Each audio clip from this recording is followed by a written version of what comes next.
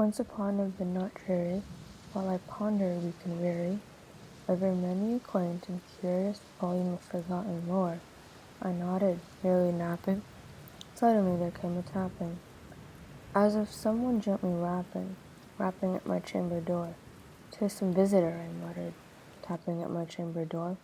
Only this and nothing more. Ah, distinctly I remember, it was in the bleak December, and each separate dying ember wrought its ghost upon the floor. Eagerly I wished the morrow, vainly I had sought to borrow from my books a seasick sorrow, sorrow for the lost Lenore, for the radiant and rare maiden whom the angels named Lenore, nameless here for evermore.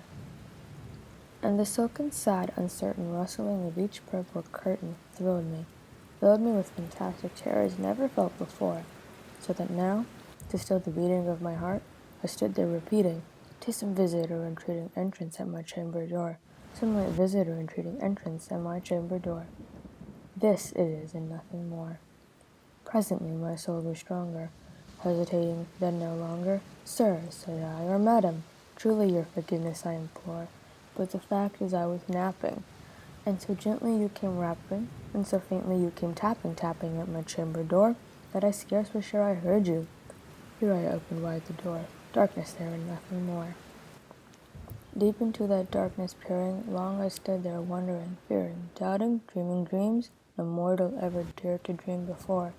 But the silence was unbroken, and stillness gave no token. And the only word there spoken was the whispered word, "Lenore?" This I whispered, and an echo murmured back the word, "Lenore." Merely this and nothing more. Back into the chamber turning, all my soul within me burning, soon again I heard a tapping somewhat louder than before. "Surely," said I, "surely that is something at my window lattice. Let me see then what thereat is, and this mystery explore. Let my heart be still a moment and this mystery explore. 'Tis the wind and nothing more." Open here I flung the shutter, when, with many a flirt and flutter, in there stepped a stately raven of the saintly days of yore. Not least obeisance made he, not a minute stopped or stayed he, but with mien of lord or lady, perched above my chamber door, perched upon a bust of Pallas, just above my chamber door, perched and sat and nothing more. Then this ebony bird, beguiling my sad fancy into smiling, by the grave and stern decorum of the countenance it wore, "Though thy crest be shorn and shaven, thou," I said, "art sure no craven, ghastly grim and ancient raven, wandering from the nightly shore. Tell me what thy lordly name is on the night's Plutonian shore." Quoth the raven, "Nevermore." Much I marveled at this ungainly fowl to hear disclosure so plainly, though its answer little meaning, little relevancy bore, for we cannot help agreeing that no living human being ever yet was blessed with seeing a bird above his chamber door, bird or beast upon the sculptured bust above his chamber door, with such a name as Nevermore. But the raven, sitting lonely on the placid bust, spoke only that one word, as if his soul in that one word he did outpour. Nothing farther than he uttered, not a feather than he fluttered, till I scarcely more than muttered, "Other friends have flown before, on the morrow he will leave me, as my hopes have flown before." Then the bird said, "Nevermore," startled at the stillness broken by a reply so aptly spoken. "Doubtless," said I, "what it utters is only stock and store, caught from some unhappy master whom unmerciful disaster followed fast and followed faster, till his songs one burden bore, till the dirges of his hope that melancholy burden bore, of never, nevermore." But the raven, still beguiling all my fancy into smiling, straight I wheeled a cushioned seat in front of bird and bust and door. There, upon the velvet sinking, I betook myself to linking fancy unto fancy, thinking this ominous bird of yore, what this grim, ungainly, ghastly, gaunt, and ominous bird of yore meant in croaking, "Nevermore." This I sat engaged in guessing, but no syllable expressing, to the fowl whose fiery eyes now burned into my bosom's core. This and more I sat divining, with my head at ease reclining on the cushion's velvet lining, that lamplight gloated o'er, whose velvet lining with the lamplight gloated o'er. She, shall press, nevermore.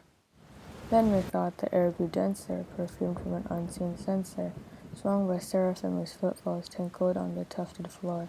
Wretch, I cried, thy God hath sent thee, by these angels he hath sent thee, respite, respite and nepenthe from thy memories of Lenore. Quaff, O quaff, this kind nepenthe, and forget this lost Lenore. Quoth the raven, nevermore. Prophet, said I, thing of evil, prophet still of bird or devil, whether tempter sent or whether tempest tossed thee here ashore, desolate yet all undaunted on this desert land enchanted, on this home by horror haunted, tell me truly, I implore, is there balm in Gilead? Tell me, I implore. Quoth the raven, nevermore. Prophet, said I, thing of evil, prophet still, if bird or devil, by that heaven that bends above us, by that God we both adore, tell the soul with sorrow laden, if with the distant Aidenn it shall clasp a sainted maiden whom the angels named Lenore, clasp a rare and radiant maiden whom the angels named Lenore. Quoth the raven, nevermore. Be that word our sign of parting, bird or fiend, I shrieked upstarting. Get thee back into the tempest and the night's Plutonian shore. Leave no black plume as a token of that lie thy soul hath spoken. Leave my loneliness unbroken, quit the bust above my door. Take thy beak out from my heart, and take thy form from off my door. Quoth the raven, nevermore. And the raven, never flitting, still is sitting on the pallid bust of Pallas just above my chamber door, and his eyes have seen the seeming of a demon's that is dreaming, and the lamplight o'er him streaming throws his shadows on the floor, and my soul from out that shadow never lies floating on the floor, shall be lifted, nevermore. The Raven, written by Edgar Allan Poe in 1945.